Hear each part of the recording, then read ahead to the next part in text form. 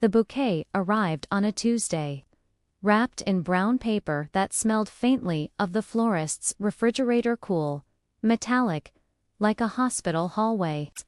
I thought it was Marcus, finally apologizing. Instead, the card read, "Roses are red, violets are blue. Enjoy the leftovers, sweet XO, see?" I stood in the doorway, holding 12 long-stemmed roses the color of fresh blood. And something inside me folded in on itself. Quiet as a letter slipped into an envelope. Let me take you back to the morning it all started to crack. Though I didn't know it yet. The house was still asleep, the way it likes to be before 7. Our bedroom window faces east, so the first light slides across the hardwood in long gold bars. Marcus was already up, humming off-key in the shower some old Luther Vandross song he butchers every time. I lay there listening to the water drum against tile. The small domestic percussion that had kept the rhythm of our 23 years. The sheets smelled of the lavender detergent I buy in bulk at Costco. And his pillow still carried the faint cedar of the cologne he's worn since our wedding day. I remember thinking, this is enough. A clean house, a humming husband, coffee in the French press. Enough. I swung my feet to the floor, toes curling against the chill. Downstairs, the kitchen clock ticked loud in the hush. I started the coffee, measured 2 scoops of dark roast, the grounds blooming like wet earth when the hot water hit. Marcus padded in wearing thigh sweatpants that sag in the seat now, hair still dripping. He kissed the back of my neck, quick and familiar. The way you pet a cat that's been around forever. "Morning, baby," he murmured, voice gravelly from sleep. "Morning," I said, smiling into the steam. I didn't see the way his eyes flicked to his phone on the counter, thumb hovering like it was itching to move. We'd built a sturdy life, Marcus and me. Met in college at a step show after party, both of us a little tipsy on cheap punch and possibility. He was studying engineering. I was finishing nursing school. He proposed on the pier in Virginia Beach with a ring he'd saved 6 months to buy, the ocean roaring behind us like it approved. We said I do in my mama's backyard under a rented tent, 8 guests, sweating through their Sunday best. 2 kids follow Egelin, now 21, and away at Morehouse. And Maya, 17, senior year, already accepted early decision to Spelman. Marcus climbed the ladder at the power company. I worked labor and livery at Piedmont Hospital, bringing other people's miracles into the world. While ours grew up under our roof in Stone Mountain, the house itself was our proudest accomplishment. 4 bedrooms. Red brick, wraparound porch, where we rocked babies and later teenagers through heartbreak. I kept the flower beds, neat knockout roses along the driveway. Hydrangeas by the mailbox that bloomed the color of Maya's prom dress. Inside, the walls carried 20 years of paint and pictures. Jalen's gap-toothed kindergarten photo. Maya's dance recital, where she forgot half the routine, but grinned like she'd won the lottery. The living room couch still had the faint stain from the time Marcus spilled Merlot, laughing at one of my corny jokes. We weren't rich, but we were solid. Or so I told myself every night when I turned off the porch light and locked the door. That Tuesday. The roses came at 10:17 a.m. I know the exact minute because I was wiping down the kitchen island, humming along to Anita Baker on the Alexa when the doorbell rang. The delivery guy was young, barely 20, acne dotting his chin. He thrust the bouquet at me like it was on fire. "Sign here, ma'am." I did, still in my scrubs from the night shift, hair twisted up with a pencil. The roses were flawless, thorns snipped clean, wrapped with a satin ribbon the color of arterial blood. My first thought was Marcus finally, crawling back after the fight we'd had Sunday. I'd found a receipt in his gym bag for a hotel bar downtown, 2 martinis, 1 aplatine. When I asked, he swore it was a client happy hour, got defensive, slept on the couch. I'd spent Monday icing him out, slamming cabinets a little harder than necessary. The flowers had to be his white flag. I carried them to the dining room table, set them in the crystal vase my auntie gave us for our 10th anniversary. The card was tucked inside a tiny envelope, calligraphy, cursive. I slid it out, expecting his messy scrawl. Evelyn, I'm sorry. Let's talk. Love M. Instead. Roses are red, violets are blue. Enjoy the leftovers. Steak. My pulse slowed to a single, heavy thud. I read it again. And again. The paper trembled between my fingers like a moth. Leftovers.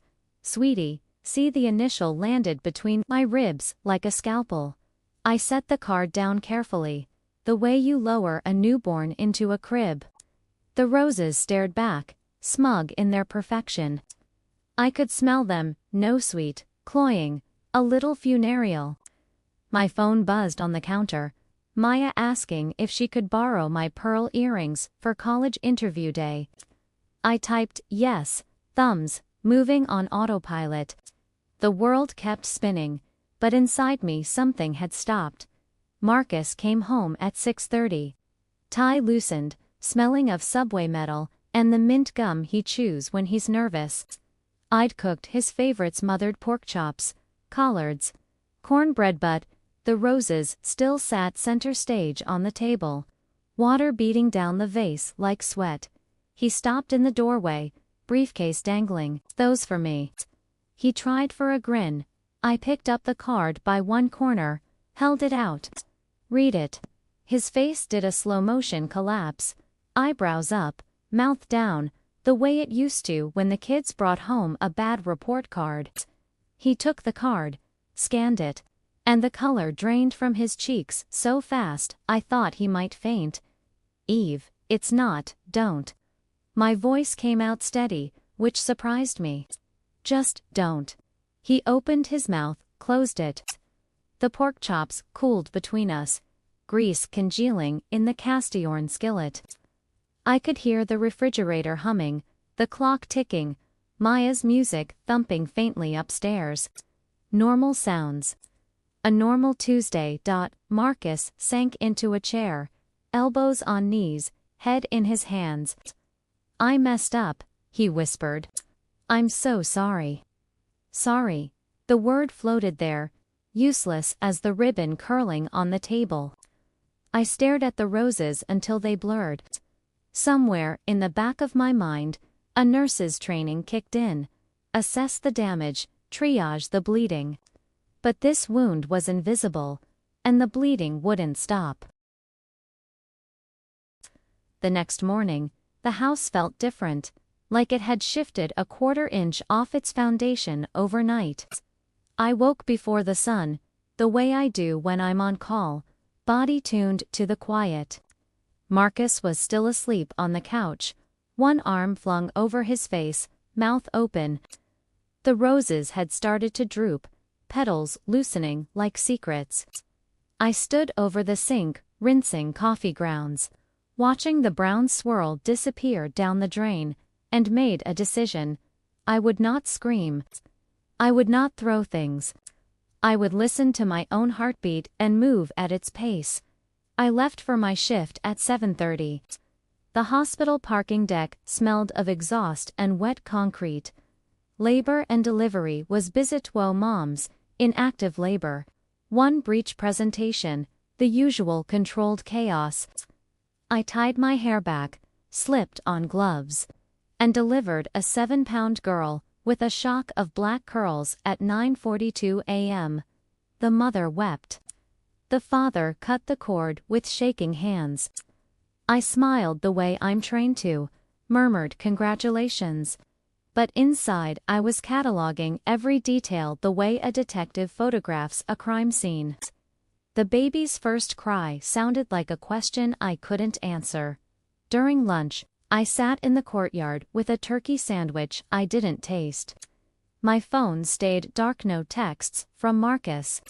I opened the banking app instead, scrolled through recent transactions.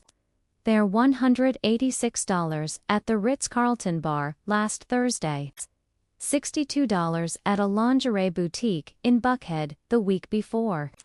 $43 at a nail salon called Polished and Pretty. I screenshotted each one. The way you preserve evidence before it can be deleted. That evening, Maya had dance practice. Yolan was back at school, so the house was mine alone. I poured a glass of the cheap Merlot we keep for book club, sat at the kitchen table, and opened Marcus's laptop.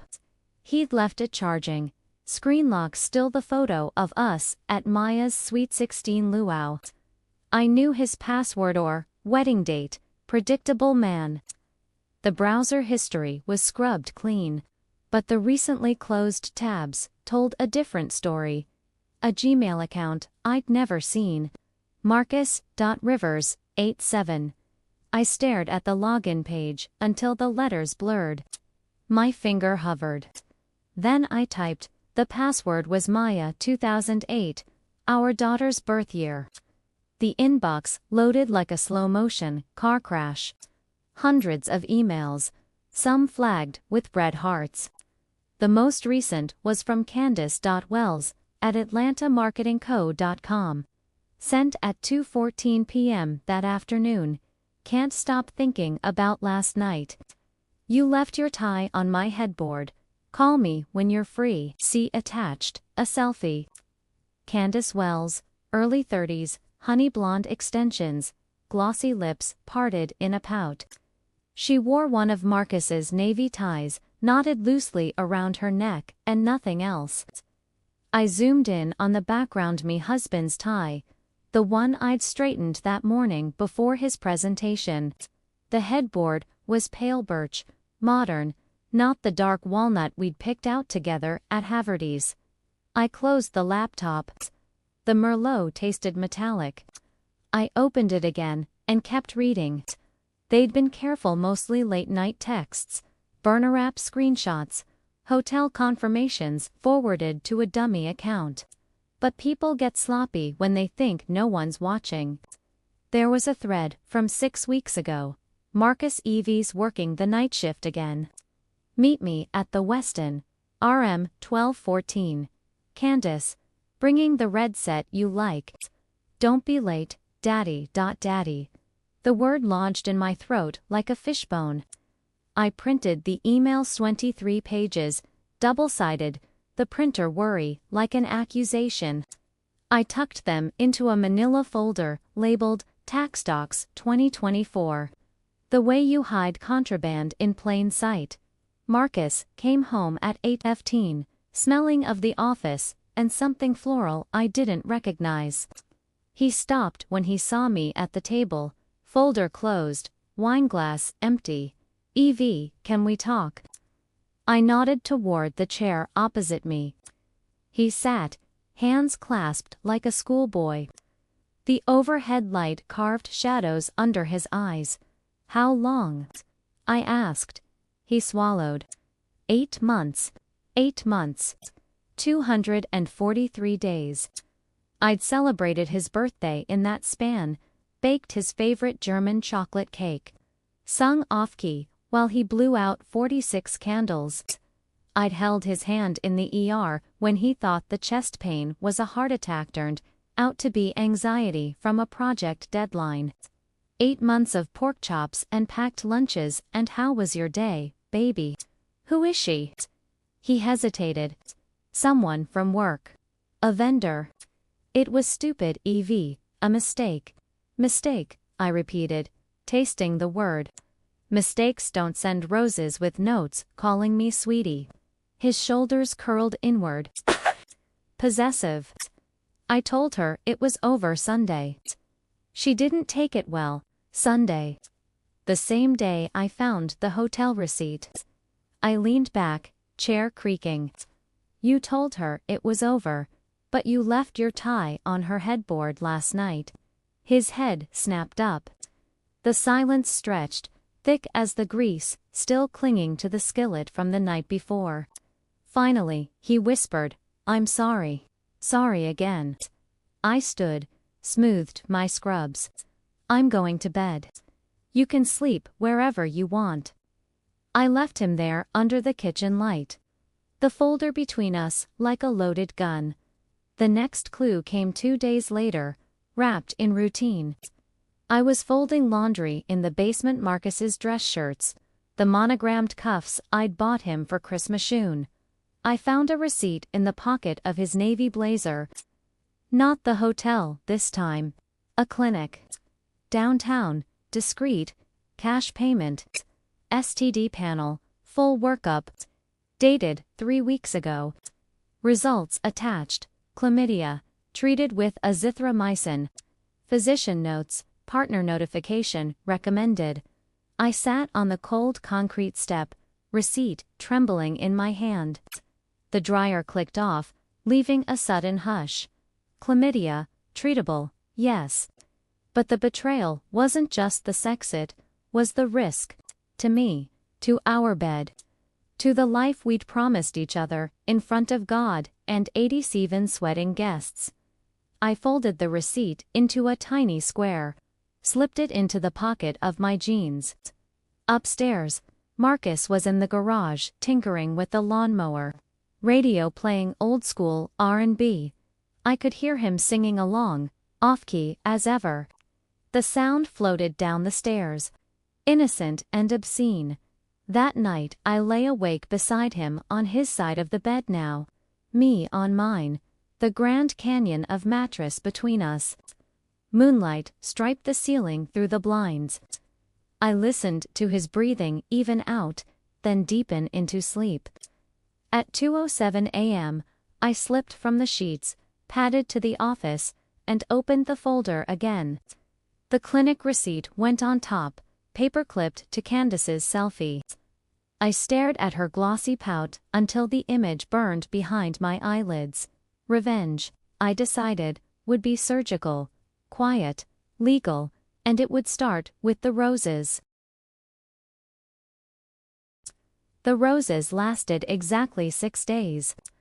I watered them every morning out of habit, the way you keep breathing even when your heart's stopped. On the 7th day, the petals began to brown at the edges, curling like old photographs. I snipped the stems at an angle, arranged them in a mason jar on the windowsill above the sink, and watched the water turn cloudy. Marcus avoided the kitchen when I was in it. He took his coffee black, now. No sugar, no small talk. Maya noticed first. "Mom, why's Dad eating cereal in the garage?" "Carburetor's acting up," I lied, stirring oatmeal that neither of us wanted. She shrugged, senior year tunnel vision, and scrolled through her phone. Jalen Fissy time from campus that weekend. All easy grin and dorm room posters. I angled the camera away from the mason jar. The plan formed in pieces. The way a nurse charts a care plan. Assess, intervene, evaluate. Step 1. Confirm Candace's identity beyond the email signature. A quick LinkedIn search: Candace Wells, Senior Account Manager, Atlanta Marketing Co. Profile photo, in a red blazer, same honey extensions. Her office address was public, a glass tower off Peachtree. Step 2. Gather ammunition. The clinic receipt was gold, but I needed more. I drove to the county health department on my lunch break, filled out a partner notification form as concerned spouse, and requested a certified copy of Marcus's results. The clerk didn't blink. KHIPA Benz for Public Health. The envelope arrived 2 days later, sealed, official, stamped. Step 3. The delivery. I waited until Friday, Marcus's late day. He kissed my cheek on his way out, dry, dutiful, the way you sign a permission slip. I waited 10 minutes, then opened the florist's website on my phone. Same shop that delivered the roses. I ordered their premium bouquet willies, baby's breath, 2 dozen stems, charged it to the joint card. Delivery address: Candace Wells, CO, Atlanta Marketing Co., 191 Peachtree, St. Ney, 14th floor. Message: thought you'd appreciate the full picture. With sympathy. I attached a PDF, the clinic results, the original rose receipt, and a scanned copy of the gloating card. I paid extra for signature confirmation. Then I waited. Saturday morning, Marcus left for the gym at 6:30. Duffel slung over his shoulder, like nothing had changed. I baked banana bread, Maya's favorite, the house filling with nutmeg and browning butter. At 10:12 a.m., my phone buzzed. Delivery confirmed.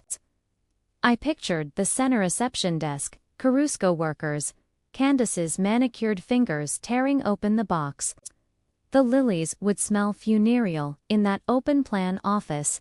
Cold air conditioning, carrying the scent to every cubicle. Marcus came home sweaty, humming again. I handed him a slice of bread, still warm.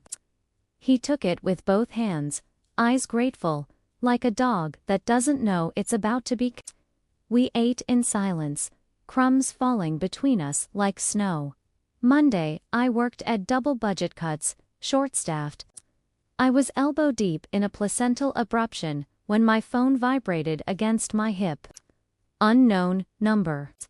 I let it go to voicemail. During break, I listened. Mrs. Rivers. This is Denise from HR at Atlanta Marketing Co. We received an unusual delivery for one of our employees. Could you call me back at your earliest convenience? I saved the message. Heart ticking, steady. Another voicemail followed at 3:47 p.m. Candace herself. Voice high and brittle. Evelyn, this is insane. You have no idea what you've done. Delete everything. I'll pay you. Just call me. I didn't. That evening, Marcus was already home, pacing the kitchen in his socks. Maya was at her friend's, studying for the SAT. The house smelled of lemon poliched, cleaned top to bottom. The way you do when you're trying to scrub sin off baseboards, EV. His voice cracked on the second syllable. Candace called me. They let her go. HR walked her out. She's hysterical. I set my purse on the counter, slow. Let her go. Fired, effective immediately. Something about violating company policy, inappropriate use of office resources. He rubbed his neck, the way he does when the Falcons blow a fourth-quarter lead. She says, I sent the truth. I said. My voice didn't shake. She wanted to play in my marriage. She can deal with the consequences. He stared at me like I'd grown a second head. You ruined her life. No, Marcus. You ruined mine. I just balanced the books. He opened his mouth, closed it. The oven timer dinged a lasagne I'd forgotten I'd put in. I pulled it out. Cheese bubbling gold. The smell should have been comforting. Instead, it turned my stomach. She's threatening to sue, he said quietly. Let her. I slid the lasagna onto the stovetop. Discovery works both ways. We stood there, steam curling between us, like incense at a funeral we hadn't planned. Finally, he whispered, "What happens now?" Now you decide if you want to keep the parts of your life that are still intact. I met his eyes. I'm filing Monday. You'll get the papers at the office. I'd like you out by Friday. He flinched like I'd slapped him. Eva, please. Counseling. We can fix theirs, no fixing chlamydia, Marcus. Or 8 months of lies. I turned off the oven. Eat or don't. I'm going to bed. I left him standing in the kitchen light, lasagna cooling. Lilies, somewhere across town, wilting in a trash bin. Tuesday, the fallout rippled outward. Maya came home from school, wide-eyed. Dad's boss called the house phone. Said, Dad's on administrative leave, pending investigation. Something about expense reports. She twisted her bracelet. The one Marcus gave her for her 16th. Mom, what's happening? I sat her down at the same table where the roses had mocked me. I told her the parts a 17-year-old could carry. Dad made mistakes. Mom's handling it. Nothing changes how much we love her. She cried into my shoulder, the way she did when her goldfish died in 3rd grade. I held her until the sobs turned to hiccups, then made her chamomile tea with honey. Jalen called that night from campus, voice tight. Mom, talk to me straight. I did. Not the graphic details, but enough. He was quiet a long time, then. I'm coming home this weekend. You have midterms, family first. Wednesday, Marcus packed a suitcase in the garage, movements slow, like he was underwater. I watched from the kitchen window, sipping coffee gone cold. He loaded his truck golf clubs, the box of old tax returns, the framed photo of us at Niagara Falls, honeymoon smiles frozen in time. He paused at the driver's door, looked back once. I didn't wave. Thursday, the lawyer's office smelled of lemon polish and old paper. I signed where the paralegal pointed, initials neat in blue ink. Marcus would keep his 401k. I'd keep the house, the car, primary custody. No alimony earned more, but I didn't want his money tangled in my future. The paralegal slid tissues across the desk. I didn't need them. Friday morning, the house was quiet, in a way it hadn't been since the kids were toddlers. I opened every window, let the October air sweep through, carrying out the ghost of his cologne. I boxed his remaining clothesocks with holes. The ugly Christmas sweater Maya knitted him in 8th grade and set them on the porch. The divorce papers sat on the console table, waiting for his signature. At 11:03 a.m., the doorbell rang. I expected the process server. Instead, Candace Wells, extensions pulled into a messy bun, eyes redrimmed behind oversized sunglasses. She held a manila envelope of her own. You won, she said, voice hoarse. I'm moving to Charlotte. New job fell through. My mom's sick. She thrust the envelope at me. Take it, burn it. I don't care. Inside, every email, every photo, printed and shredded into confetti. A single sticky note on top. I'm sorry. I looked at her really, looked. No makeup, lips chapped, the kind of tired that sleep can't fix. She was younger than I'd imagined, maybe 32. The red blazer was gone. She wore a hoodie 2 sizes too big. Keep the apology, I said. I don't need it. She nodded, turned, and walked back to a dented Civic parked at the curb.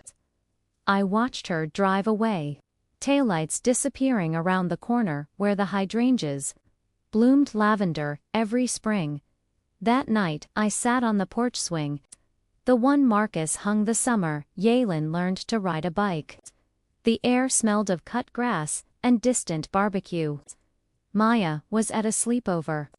Jalen's bus would roll in tomorrow. I poured a finger of Bourbon-Hesse bottle, half empty, and raised a silent toast to the quiet. Revenge, I'd learned, wasn't fireworks. It was paperwork, and lilies, and the soft click of a door closing behind you. The first night the house was truly mine. I left every light on. Not out of fear. More like a christening. The bulbs glowed, soft and steady, the way they do when you're proving to the walls that someone still lives here. I walked room to room in my slippers, touching the backs of chairs, the cool granite of the island, the framed ultrasound of Maya that still hangs beside the fridge. The silence had weight, but it wasn't lonely. It was the silence of a courtroom after the gavel falls. Saturday, Yalan arrived with a duffel and a scowl that made him look 12 again. He dropped his bag in the foyer, wrapped me in a hug that lifted me off the floor. "Mom," he said into my hair, "you good?" I nodded against his shoulder.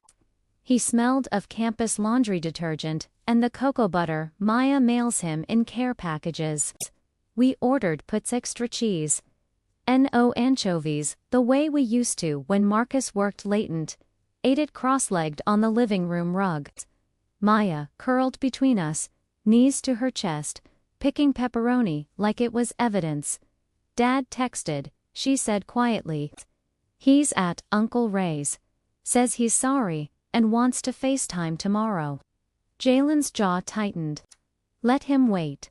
I didn't argue. We watched 2 episodes of that baking show they love. The one with the British judges who say soggy bottom like it's a felony. When the credits rolled, Maya's head was heavy on my thigh. Yolan carried her upstairs the way he did when she was 6 and fell asleep during movie night. I followed with the throw blanket, tucked her in, kissed the part in her braids. In the hallway, Yalan leaned against the wall, arms folded. "I keep replaying every dinner," he said. Wondering what I missed. "Nothing," I told him. "That's the point of Listy, fit inside ordinary moments." He nodded, slow. "You staying in the house?" "For now. Mortgages in my name, equities half mine. Lawyer says I can refinance solo in 6 months." I touched the banister, worn smooth by 20 years of hands.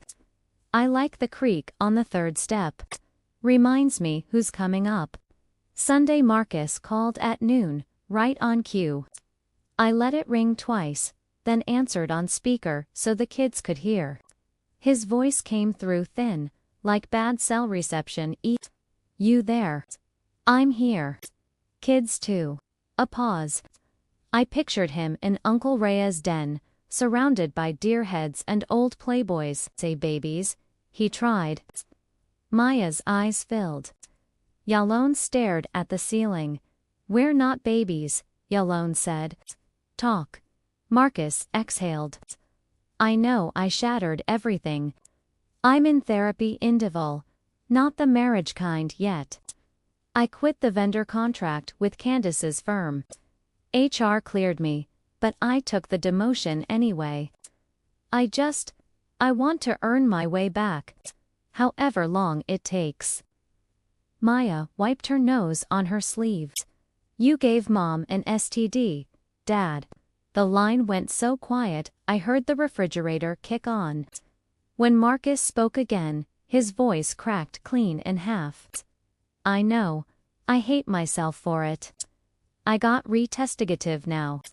I'll pay every medical bill, every therapist, whatever you need." I leaned forward. "We don't need your guilt, Marcus. We need space. You'll see the kids when the counselor says it's healthy. You'll sign the papers when they're ready. That's the path." He started to protest, but I ended the call. The screen went black, reflecting the 3 of us like a dark mirror. Maya crawled into my lap, though she's too big, and Yalan sat on my other side. We stayed that way until the pizza box grew cold. Monday I went back to work. The ward smelled of antiseptic and warm cotton. I delivered twins before luncheon came out sunny side up. The other breached, the parents named the girl Evelyn, after the nurse who kept them calm. I laughed when they told me, the sound surprising us all. On break, I checked my phone, a text from Marcus with a screenshot of his therapy intake form. Another from the lawyer Fennell decree, ready for signatures. I slipped the phone away and went to hold a new mother's hand while she latched her son for the first time. The weeks blurred. I refinanced the house in my name only, interest rate lower than I expected. Maya's college deposit went through. Jalen's internship at the engineering firm paid enough for books. Marcus moved into a one-bedroom near the plant, sent child support on the first of every month without being chased. He showed up to Maya's winter dance recital with a corsage and sat 3 rows behind us, eyes shining when she nailed her solo. Afterward, he waited by the exit, hands in pockets. "Good job, baby girl," he told her. She hugged him quick, then came back to me. Progress, not absolution. Spring arrived early. The hydrangeas exploded lavender and cream. I planted new roses along the Fencesterling silver, thornless, bred for cutting gardens. Maya helped me dig the bed's dirt under her manicured nails. Yolan built a trellis from scrap wood in the garage, the same place Marcus once packed his lies. We stained it cedar to match the porch swing. One Saturday in April, the doorbell rang mid-morning. I expected the Amazon guy. Instead, Candace again, this time in jeans and a faded Spellman hoodie, hair in a low ponytail. She held a small potted orchid, white blooms delicate, as apologies. "I'm not here to fight," she said, before I could speak. "I start nursing school in the fall. Night classes. My mom's cancer's in remission, thank God. I just wanted to return something."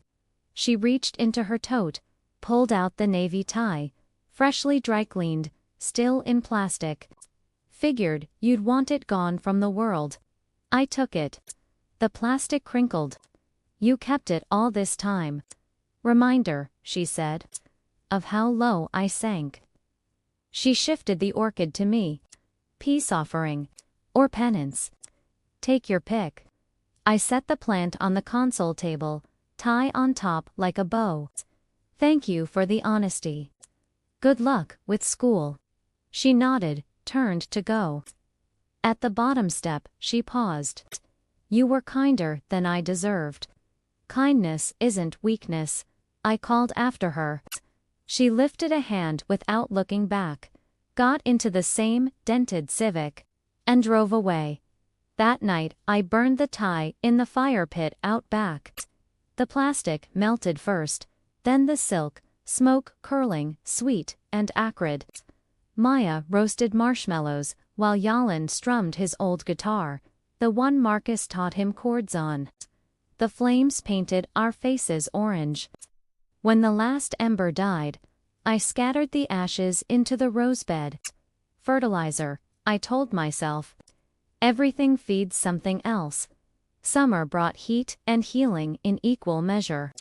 Marcus attended Maya's graduation, stood at the back in a new suit, clapped until his palms were red. He gave her a charm bracelet-ny stethoscope for me, Spellman crest for her, Morehouse seal for Yalan. She let him fasten it, then hugged me tighter. Yalan shook his hand, firm, boundaries drawn in pencil, not ink. I started a small herb garden on the kitchen windowsill, basil, mint, rosemary. The scent drifted through the house every time I brushed past. I took a promotion to charge nurse, evenings mostly, home in time to kiss Maya goodnight before she left for freshman orientation. Yalan moved into off-campus housing, but came home every Sunday for pot roast and laundry. The creak on the third step still announced him. One evening in late August, I sat on the porch swing with a glass of sweet tea, watching fireflies blink across the yard. The roses had grown tall, silver blooms catching the last light. My phone buzzed. "Marcus. Therapy. Homework. Write what I'm grateful for. My kids. Forgiveness, still earning closing parenthesis. Your strength. The chance to become someone they can respect again. Thank you, Eva." I read it twice, thumbs hovering. Then I typed, "Keep earning." I hit send, set the phone face down. The swing rocked gentle under me, chains singing their old familiar song. Somewhere down the block, a dog barked, a car door slammed. Normal life stitching itself back together, one ordinary sound at a time. The divorce was final on a Thursday in early October, the kind of day where the sky looks rinsed clean after rain. I wore the navy sheath dress I'd bought for Maya's graduation, pearls at my throat, hair twisted in a low chignon, the way my mama taught me. The courthouse smelled of floor wax and burnt coffee. Marcus stood across the aisle in a charcoal suit that hung looser now, eyes fixed on the seal above the judge's bench. The hearing lasted 11 minutes. No contest, no drama, just signatures and a soft thud of the gavel that sounded less like an ending and more like a door closing on a room you'd already left. Afterward, in the marble hallway, he approached slow, hands open at his sides. "It's done," he said. "It's done," I echoed. The words tasted metallic, like the first sip of communion wine. He started to reach for me, then thought better. "I'll drop the last box this weekend. Kids' baby books, your grandmother's quilt. Everything else is yours. Thank you." I adjusted my purse strap. "Take care of yourself, Marcus." He nodded, throat working.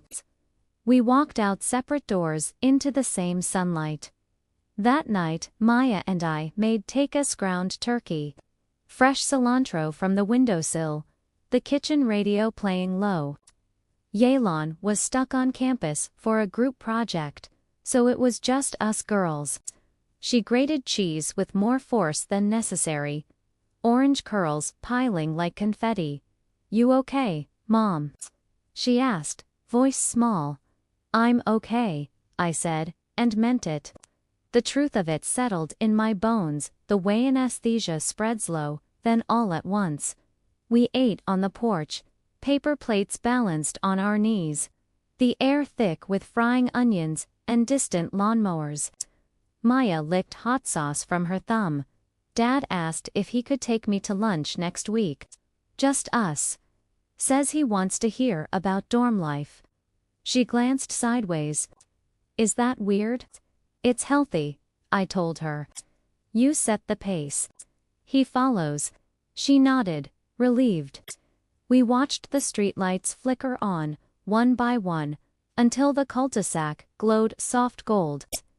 When she went inside to FaceTime her roommate, I stayed on the swing a while longer, letting the night settle.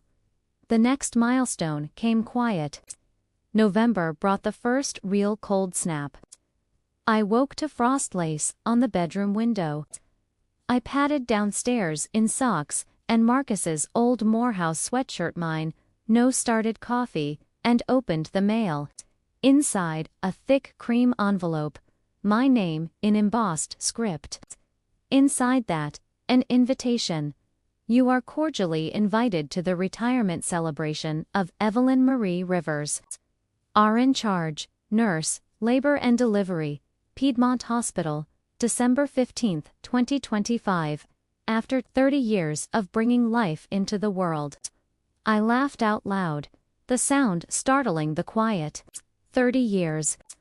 I'd planned to work until 65, but the promotion came with a pension bump. And the house was paid off, and suddenly the math made sense. I pinned the invitation to the fridge with the magnet from our Niagara Falls honeymoon. Marcus, grinning beside a fake barrel. Me in a plastic rain poncho. Maya found it an hour later, eyes wide. "Mom, you're retiring." "Looks like it." I flipped pancakes, butter sizzling. "Time to let the young ones push the stretchers." She squealed, threw her arms around my waist. "We're throwing you a party. Non-negotiable." The party became a living thing. Maya commandeered the group chat, nurses, neighbors, book club ladies. Even Mrs. Henderson from church, who still calls me baby, though I'm 51. Yulone designed the digital invite. A stork in scrubs. Caption: delivering joy since 1995. They rented the community center. Strung fairy lights. Hired the same DJ from Maya's Sweet 16. I pretended to protest but secretly loved every detail. December 15th fell on a Sunday. I wore red velvet wrap dress, the one I bought on clearance and never had occasion for. The center smelled of pine garlands and cinnamon candles. Colleagues I'd trained, babies I'd caught, now grown and bringing their own infants, filled the room with laughter and overlapping stories. Someone wheeled in a cake, shaped like a delivery bed, fondant baby peeking from under a sheet. I laughed until my ribs hurt. Maya MCD heels, clicking across the portable stage. To the woman who taught me, strength looks like calm hands and a steady voice. Her eyes shone. Yelan, followed with a slide showme, in oversized 80s scrubs. Me holding newborn Maya, me asleep on the couch with Yelan drooling on my shoulder. The final photo, the three of us on the porch swing this past summer, roses blooming behind us. The room nod in unison. Marcus arrived late, slipping in the side door with a wrapped gift under his arm. He'd lost weight. The suit fit again. He found a seat near the back, clapped with everyone else. When it was time for toasts, he stood hesitant, palms sweating on the microphone. "I won't take much," he began. "Just want to say, Evelyn, you delivered more than babies. You delivered grace. To our kids. To me, even when I didn't earn it." His voice cracked. "I'm proud to have been your husband. I'm prouder still to be your friend." He sat to scattered applause and Maya's soft sniffles. I met his eyes across the room, nodded once. Enough. The gift was a leather-bound journal, cover embossed with my initials. Inside, the first page in his neat engineer's print, for the next chapter. "May it be all yours." I traced the letters later, alone in the car, heater blasting. The parking lot emptied slow, taillights winking goodbye. I drove home under a sky full of stars, radio off. Windows cracked to let the cold bite my cheeks. Christmas that year was small and perfect. Maya home from Spelman, Yalan from his internship. We decorated the tree with the same ornamentsically handprints. The chipped ballerina from Maya's first recital. Marcus came Christmas Eve with a trunk full of gifts and a casserole his mama insisted he bring. We ate at the dining table, candles flickering, the roses long gone but their vase now holding fresh evergreens. The kids opened presents, new laptops, concert tickets, the charm bracelet now sporting a tiny house charm I'd added. Marcus gave me a gift card to the local nursery and a promise. Spring planting. His treat, no strings. After pie, the kids crashed on the couch mid-movie. Marcus and I cleaned the kitchen in companionable quiet, the way we used to before words got heavy. He washed, I dried. When the last plate was stacked, he leaned against the counter. "Therapy's sticking," he said. "Got a sponsor now?" "Working the steps." "Good," I said, folding the towel. "Step 9's a doozy."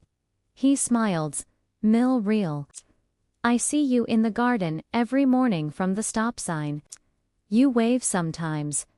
I wave at the mailman too." I nudged his shoulder. Old habits. He left before midnight, headlights sweeping the driveway. I locked the door, turned off the porch light, and stood in the hush. The house smelled of pine and nutmeg and something new possibility. Spring returned with dogwoods and second chances. I enrolled in a master gardener course, spent Saturdays knee-deep in loam, learning Latin names for things that bloom and die and bloom again. Maya aced her first semester. Yelan landed a coup with the power company's same plant, different department from his dad. Marcus kept his boundaries, showed up when invited, left when the clock said so. Some Sundays he joined us for pot roast, sat in his old chair, passed the rolls left-handed the way he always did. One May evening, I found the journal on the porch swing. A new entry in Marcus's handwriting. Saw the sterling roses hit 6 feet. You always did have a green thumb. Grateful for porch light at 11 p.m. means you're home safe. Step 9, complete. Amends made where I could. Still working on me. I smiled, added beneath it in my nurse's scrawl. Roses need pruning, so do people. Keep growing. I left the journal on his windshield the next morning, tucked under the wiper with a single silver bloom. He texted a thumbs-up emoji. Nothing more needed. The lesson settled gentle. The way dusk settles over the cul-de-sac, revenge is loud for a moment, but peace is the quiet that follows. I kept the house, the kids, the garden. I gave away the parts that no longer fit. And every evening when I water the roses, I whisper the same small prayer, not for what was, but for what still can be.